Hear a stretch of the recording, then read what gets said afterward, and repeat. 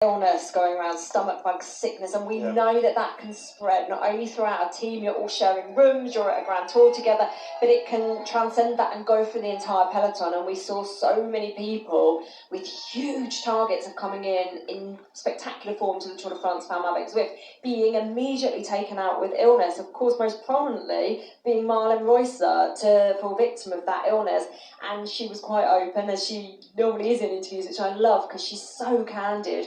But she was saying, yeah, I'm just too unwell to even consider being at my peak, and we saw that very early on, forcing her to retire. There's Brodie Chapman of Australia starting, another person that we always talk about in a time trial, because as you'll see, she is able to push it to the limit. Well, in Oz, everyone, of course, is a time trialist, because it's how you start your game, really. Race against the clock, point to point, out and backs, as they're sometimes called, so out into the outback and then back again.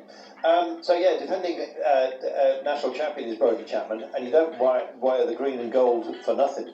She is absolutely fabulous. We love the Aussies and the way that they absolutely are so attack-minded. A sporting-based nation is how Australia can describe itself quite honourably. For the population they have, the champions that they produce is off the scale. It is such an exciting part of the world, isn't it? Especially in time trials. Let's just go when we finish it. But no, I think for me, what has really stood out, I guess this season, but always with Brodie Chapman, is the ability she has to be such a workhorse for her trade team. She has been a super domestique, but she's also then, when it transfers back to being her as an individual, she delivers. And I don't think that's an easy balance, because we know the psychology of being a domestique, working for others.